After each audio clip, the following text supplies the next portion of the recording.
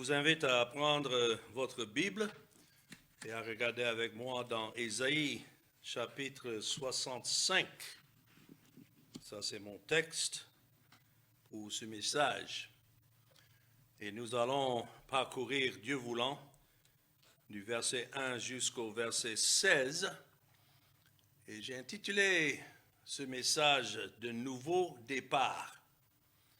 Jusque-là, nous avons vu comment Dieu, à travers Ésaïe, a prononcé des jugements contre la nation d'Israël à cause de ses idolâtries et qu'il a dû emmener les 10 tribus du Nord en captivité par les Assyriens qui étaient une puissance à l'époque. Mais une centaine d'années plus tard, Dieu a promis susciter une autre nation, les Babyloniens, les Chaldéens, sous le règne d'un certain Nebuchadnezzar, et qu'il allait venir et non seulement détruire la ville de Jérusalem, mais aussi le temple. Donc on pouvait peut-être dire que Dieu avait fini alors avec Israël.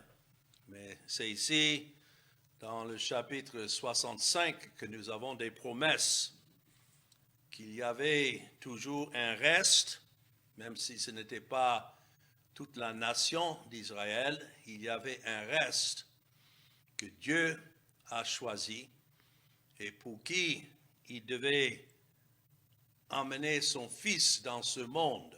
Donc il devait préserver cette postérité jusqu'à la venue du Christ, parce que Dieu avait déjà promis à David de susciter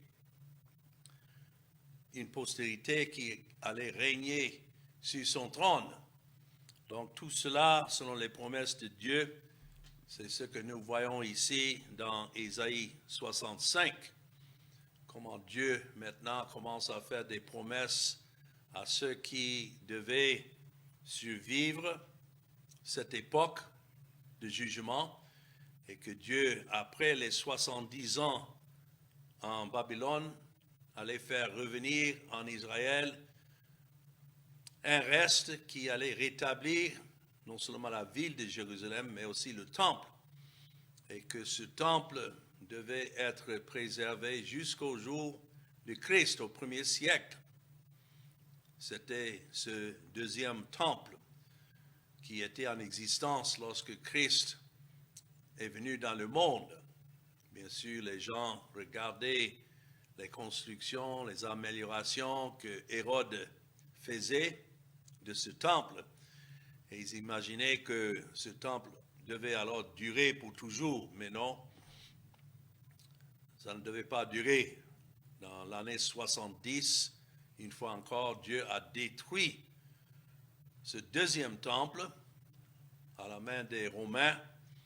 Et jusqu'à aujourd'hui, ce ne sont que des ruines qui sont là-bas en Israël. Mais le temple continue, mais ce n'est pas un temple physique. Christ a dit, détruit ce temple et en 3 jours, il allait le rebâtir. Il parlait du temple de son corps. Donc, nous avons une transition entre l'ancien Israël et le nouveau. C'est pourquoi j'ai intitulé ce message de nouveau départ. Mais commençons à lire dans le premier verset jusqu'au verset 7. C'est ici que nous voyons le Seigneur promettre bénir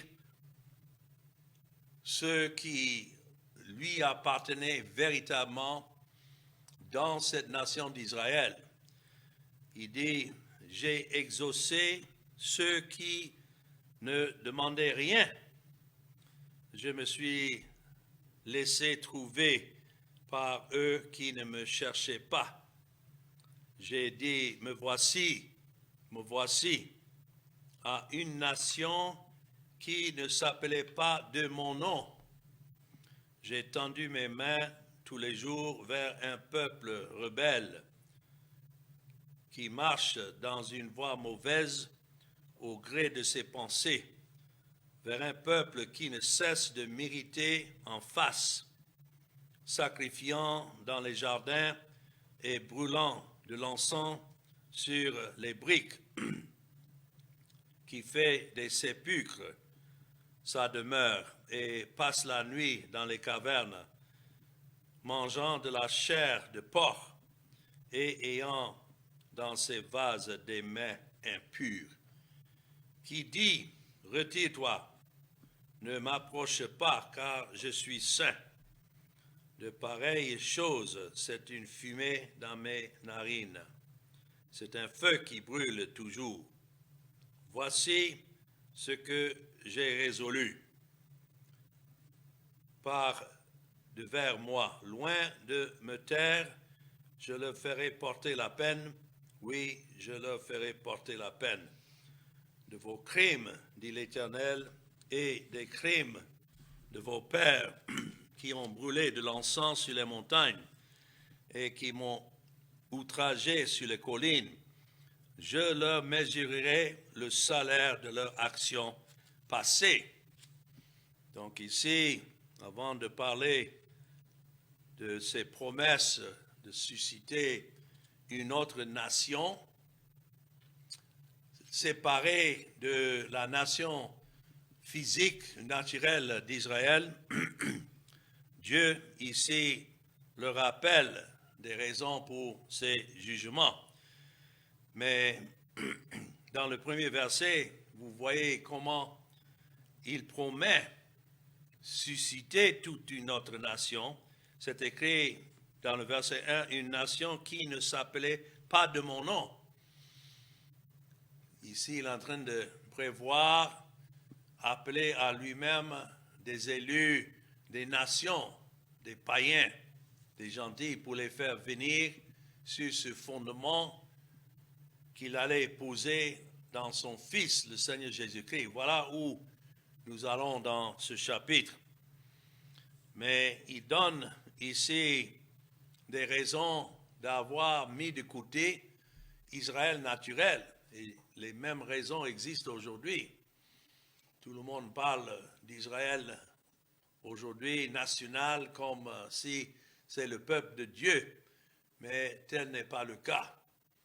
Dieu les a mis de côté et il est en train de maintenant bâtir sur le fondement de son Fils, de ce que son Fils est venu établir, un royaume spirituel, un royaume de l'Évangile qui comprend des élus de toutes les nations de la terre, juifs comme grecs. Il n'y a pas de distinction. Seulement, c'est Dieu qui fait la distinction. Ayant choisi et puis appelé ceux qu'il reconnaît pour son peuple en Christ. Mais pour le reste, si quelqu'un se demande, mais quelle façon de Dieu qui appelle un peuple, établit un peuple pendant un certain temps et puis renonce à ce peuple, c'est un Dieu saint. Dieu lui-même le dit ici dans le verset 5, le Dieu qui dit, retire-toi, ne m'approche pas car je suis saint. Tout le monde veut parler aujourd'hui de l'amour de Dieu. Oh, Dieu est amour. Il est amour, mais il est amour selon sa sainteté. Il aime ceux que lui-même, il a déclarés saints par le sang de son Fils. Autrement, personne ne peut s'approcher de lui. Et s'il faut des raisons pour Dieu de renoncer à qui que ce soit, les voilà ici dans ce texte. Ici, il dit, j'étais recherché par ceux qui ne me demandaient pas. Les Juifs exilés à Babylone étaient des exemples de ceux qui demandaient l'Éternel, mais ils ne le trouvaient pas, parce que pour la plupart, ils le cherchaient sans sincérité et ils le cherchaient toujours ensemble avec leur idolâtrie. Ici, c'est clair que Dieu dit il serait trouvé par ceux qui ne le cherchaient pas, à savoir les gentils ou bien les gens des nations. Voilà de qui il parle là. Mais je peux dire dans mon propre témoignage que j'étais un de ceux-là qui ne cherchaient pas Dieu. Pourtant, j'étais un élu de Dieu et c'est lui qui m'a cherché. Pour moi, je me considérais déjà comme enfant de Dieu, ayant grandi dans une famille soi-disant chrétienne. Et donc, je ne pensais pas avoir le besoin comme d'autres. Pourtant, le moment est arrivé où Dieu m'a montré que j'étais perdu et que moi-même, je n'étais pas mieux que qui que ce soit. Pourtant, au contraire, ma justice en quoi je me confiais n'était que des vêtements souillés. Et c'est par la grâce de Dieu qu'il m'a cherché. Et il m'a trouvé. C'est toujours comme ça. Les gens parlent comme si Jésus est perdu. Ils disent, j'ai trouvé Jésus. Non, il n'a jamais été perdu. Si vous avez été trouvé, c'est lui qui vous a trouvé. C'est le berger qui cherche le brebis, la brebis perdue, éloignée. Et nous avons déjà vu dans Ésaïe 63, commençant là, à partir du verset 7, jusqu'au chapitre 64 et le verset 12. La prière du reste, nous avons parcouru ça durant les semaines avant celle-ci, et là c'est exprimé par l'intermédiaire du prophète Ésaïe. C'est l'une des prières, je crois, les plus belles et les plus émouvantes dans la Bible, à part bien sûr la prière du Christ à l'égard de ses élus. Et ça serait bien de reprendre cette prière à partir de Ésaïe 63 et le verset 7 jusqu'au chapitre 64 et le verset 12. Ça fait toute une prière et ça représente la vraie prière dans le cœur que nous avons vu la dernière fois d'un élu lorsque Dieu, par sa grâce, commence son œuvre de grâce dans le cœur. Mais ici, Dieu parle à ce cœur, un cœur avec un repentir superficiel. Un repentir superficiel, c'est ce que l'homme prétend lorsque ça ne va pas, donc il commence à renoncer à ses voies et chercher à avoir la bénédiction du Seigneur comme beaucoup font aujourd'hui. Mais une telle prière, comme c'est écrit ici dans notre texte, déshonore Dieu. Et c'est une prière que Dieu lui-même renonce, comme c'est écrit dans le verset 3, vers un peuple qui ne cesse de mériter en face. Plus les gens évoquent leur prière, plus Dieu est irrité, même en brûlant de l'encens sur les briques. Ça ne parle pas là de l'encens que Dieu a exigé dans le temple, mais ils ont établi d'autres endroits pour offrir leurs sacrifices et comparer verset 4 à des sépulcres où les gens passent la nuit dans les cavernes, comme le démoniaque a fait avant que Christ ne le rencontre. C'est intéressant que Paul cite ce passage que nous sommes en train d'étudier dans son épître aux Romains, si vous voulez regarder là, Romains chapitre 10, et du verset 20 à 21. C'est pourquoi c'est bien de comparer les Écritures avec les Écritures. Donc, Romains 10, à partir du verset 20, c'est écrit, et Isaïe pousse la hardiesse jusqu'à dire, j'ai été trouvé par ceux qui ne me cherchaient pas. Je me suis manifesté à ceux qui ne me demandaient pas. Mais au sujet d'Israël, il dit, j'ai tendu mes mains tout le jour vers un peuple rebelle et contredisant. Donc, est-ce que cela veut dire que le péché d'Israël était plus fort que les promesses de Dieu? Non. Mais comme nous avons déjà vu, ce n'était pas tous ceux qui étaient d'Israël qui étaient Israël. Dieu avait toujours ce reste en Israël qu'il devait attirer, mais pour la plupart, le peuple, quoique religieux, était audacieux. Et même lorsque Dieu tendait les mains vers ce peuple désobéissant et contraire, le fait de tendre les mains est dans le sens de démontrer qu'il est un Dieu miséricordieux.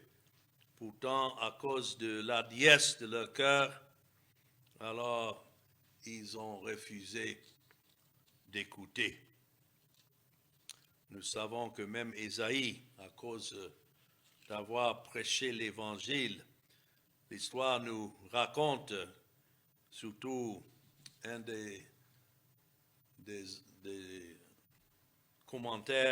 commentateurs du premier siècle, Origène, qui a écrit, et d'autres, ont dit que Ésaïe, pour avoir prêché ces promesses de Dieu à Israël, fut scié en deux par ses indignes compatriotes. Voilà jusqu'à quel point les gens se fâchent, ne voulant pas céder à la miséricorde et à la grâce de Dieu. Mais peut-être le plus grand exemple, c'est ce qu'ils ont fait avec le Fils de Dieu. Lorsque Dieu a envoyé son Fils dans ce monde, ils ont refusé. Lui ayant tendu des mains tous les jours vers un peuple rebelle, pourtant ils ont pris le Fils de Dieu et ils l'ont crucifié. Mais est-ce que cela veut dire alors que c'est l'homme qui a eu raison sur Dieu? Pas du tout. Il y en a qui raisonnent comme ça. Ils disent non, mais Dieu propose, mais c'est à l'homme de décider. Non. Il y a ceux qui vont toujours refuser, mais il y a ceux aussi que Dieu, dans sa grâce, appelle et ne peut pas résister à cet appel. C'est ceux-là dont Isaïe parle ici dans ce texte. Il dit, je me suis laissé trouver par ceux qui ne me cherchaient pas. C'est une manière de parler. Peut-être eux, ils peuvent dire, ah, nous avons trouvé le Seigneur. Non, il s'est laissé trouver en tendant la main vers ceux qui étaient de nature rebelle. Mais dans Romains chapitre 11, nous avons déjà vu cela. Est-ce que c'est l'incrédulité des hommes qui empêche Dieu alors de faire ce qu'il fait? C'est écrit ici dans Romains chapitre 11 et le verset 4. Quelle réponse Dieu lui fait-il? Je me suis réservé 7000 hommes qui n'ont point fléchi le genou devant Baal. De même aussi dans le temps présent. Ah, j'aime ça. Dans le temps présent. C'est toujours dans le temps présent. Même aujourd'hui, lorsque nous lisons ça. Il y a un reste, comment? Selon l'élection de la grâce. Donc même si l'homme ne cherche pas Dieu ou cherche le salut qui est en Jésus-Christ, il y a un reste selon l'élection de la grâce et Le verset 6 dit, « Or, si ce n'est pas grâce, ce n'est plus par les œuvres, autrement, la grâce n'est plus une grâce. Et si c'est par les œuvres, ce n'est plus une grâce, autrement, l'œuvre n'est plus une œuvre. » Alors, l'Esprit de Dieu a dirigé l'apôtre Paul de citer ce passage important que nous sommes en train d'étudier dans ce message. Et donc, un peuple qui irritait continuellement Dieu devant sa face, tel serait notre cas. Lorsque nous étions encore dans la fausse religion, on s'imaginait que par notre zèle ou nos soi-disant prières ou bien nos témoignages, qu'on était en train de servir Dieu. Pourtant, ce n'était que des œuvres mortes, exactement comme ce peuple décrit ici dans mon texte, ceux qui avaient leur propre pensée. Et plus ils s'adressaient à Dieu, plus ça a augmenté sa colère envers eux. Lorsque c'est écrit « s'asseoir parmi les tombes », et nous pouvons dire que tel est le cas de beaucoup qui se réunissent leur jour de réunion. C'est comme des tombeaux vides, pleins d'ossements, parce que Christ n'y est pas. Et ils ne se rendent compte pas comment Dieu est saint. Ils ne se rendaient pas compte qui était ce Dieu à qui ils s'adressaient. Ils ne cherchaient que leur propre autosatisfaction.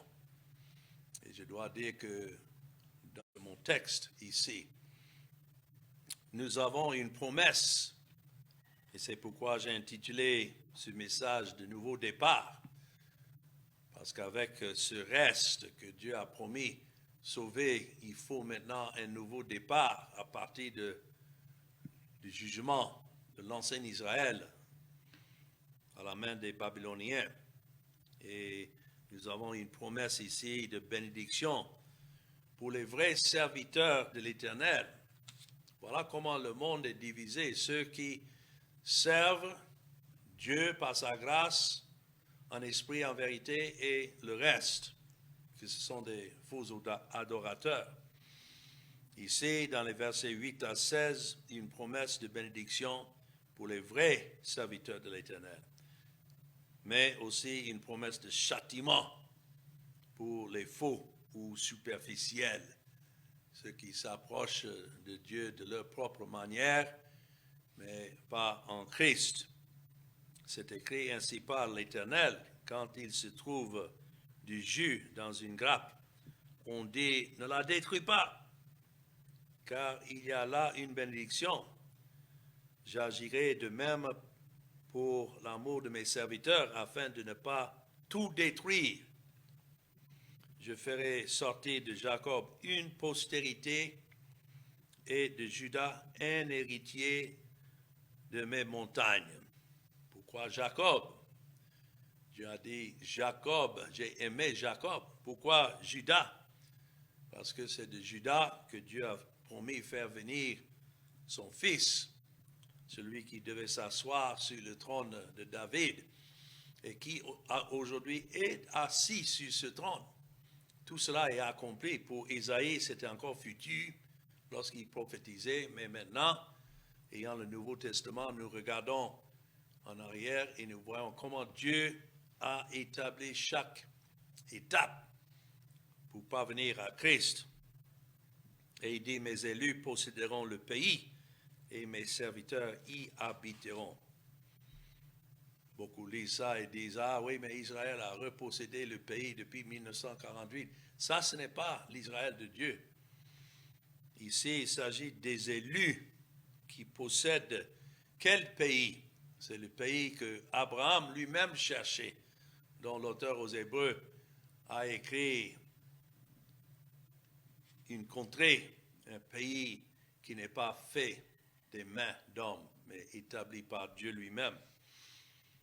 Donc c'est un royaume spirituel et un pays là où Christ règne. Il s'agit de l'Église. Il dit là, le saron servira de pâturage au menu bétail et la vallée d'Accord servira de gîte au gros bétail pour mon peuple qui m'aura cherché. Tout cela, c'est une manière de parler des bénédictions de Dieu qu'il donne pour préserver son peuple élu. À cause de Christ, les véritables pâturages dont le bon berger dirige ou il dirige ses brebis et ils sont nourris. Il s'agit de l'Évangile, il s'agit de toutes les promesses de Dieu en Christ. Mais vous qui abandonnez l'Éternel, qui oubliez ma montagne sainte, à cette époque, Jérusalem devait continuer à représenter cette montagne sainte jusqu'à ce que Christ vienne et qu'il accomplisse tout ce qui était représenté de cette Jérusalem et de ce temple et des sacrifices, des sacrificateurs, tout cela. Ceux qui abandonnaient cette manière de s'approcher de Dieu, c'est écrit, qui dressait une table pour Gad et remplissait une coupe pour Meni, c'était des lieux où les païens avaient leur lieu idolâtre. Il dit, je vous destine au glaive et vous fléchirez tous les genoux pour être égorgés, car j'ai appelé et vous n'avez point répondu. J'ai parlé et vous n'avez point écouté, mais vous avez fait ce qui est mal à mes yeux et vous avez choisi ce qui me déplaît. C'est pourquoi ainsi parle le Seigneur l'Éternel. Voici mes serviteurs mangeront et vous aurez faim. Qu'est-ce que les véritables serviteurs mangent? Ils mangent du pain de vie, ils boivent de l'eau de vie, mais tout le reste, ceux qui ne sont pas en Christ, ils auront faim en poursuivant leur propre voie, ils trouveront la mort, parce que la fin de la faim, c'est la mort.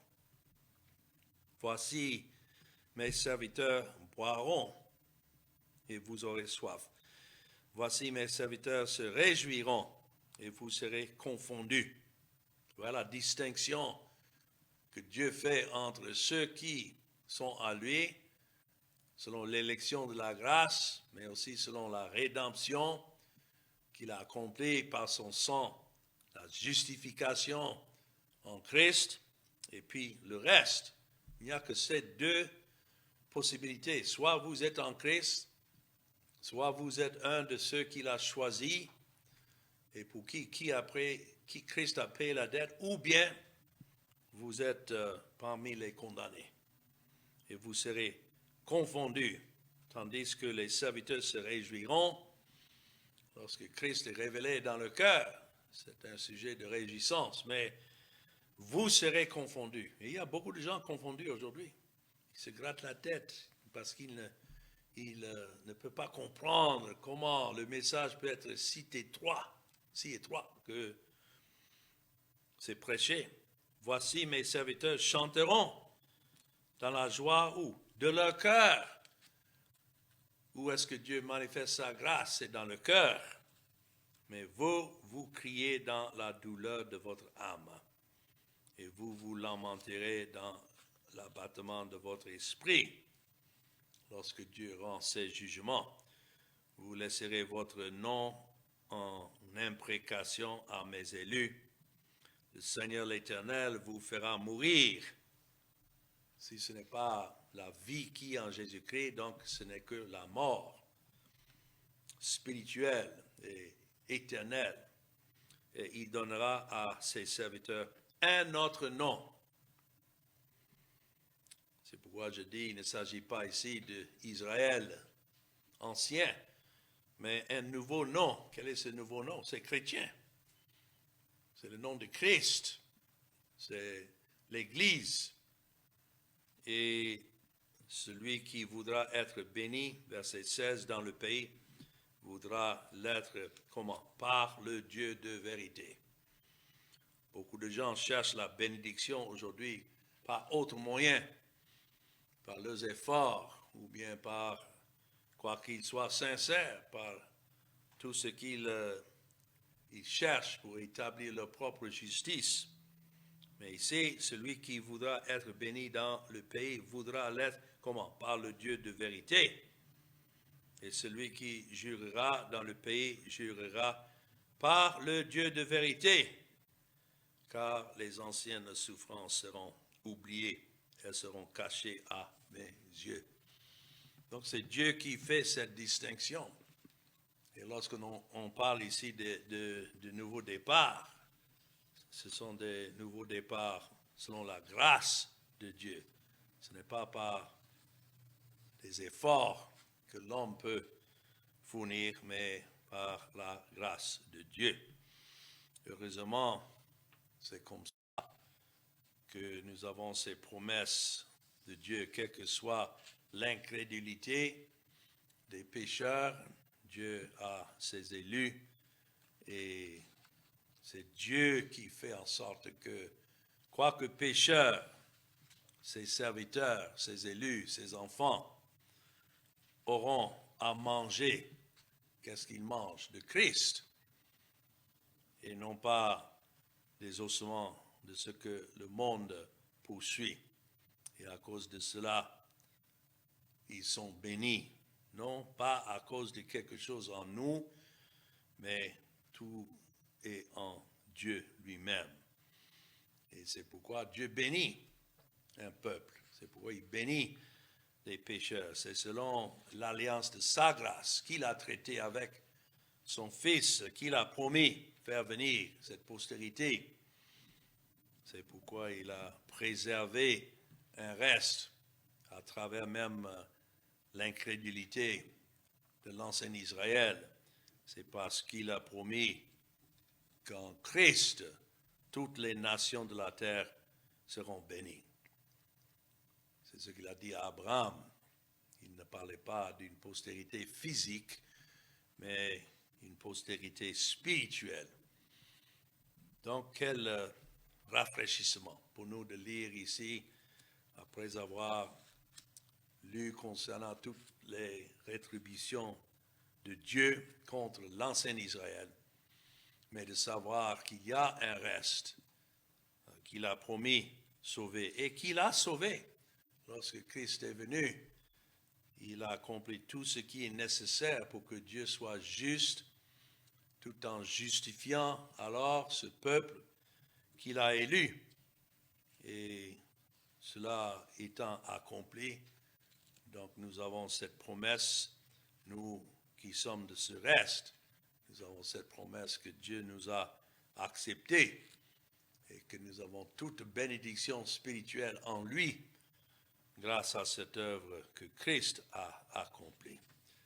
Alors nous allons tracer une ligne là pour ce message parce que le verset 17 commence avec « Car je vais créer de nouveaux cieux et une nouvelle terre, on ne se rappellera plus les choses passées, elles ne reviendront plus à l'esprit. » Il y a beaucoup, quand ils lisent ça, ils disent « Ah, donc cela, c'est encore dans l'avenir. » Mais dans le contexte, et vous pouvez déjà lire cela, nous allons voir que non, tout cela a été accompli lorsque Christ est venu la première fois et qu'il a établi ce royaume, ce fondement posé sur son corps et sa mort, son sang versé. C'est comme si Dieu a créé de nouveaux cieux et une nouvelle terre maintenant pour ceux qui lui appartiennent.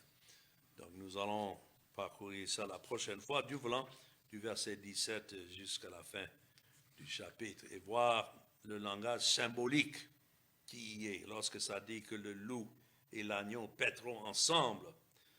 le lion comme le bœuf mangera de la paille. Tout cela parle de la paix que l'œuvre de Christ établit pour son peuple à travers son œuvre à la satisfaction de son Père. C'est surtout de la poésie que nous lisons ici, une chanson à la gloire de Dieu. Et Dieu voulant, nous allons voir ça la prochaine fois. Amen.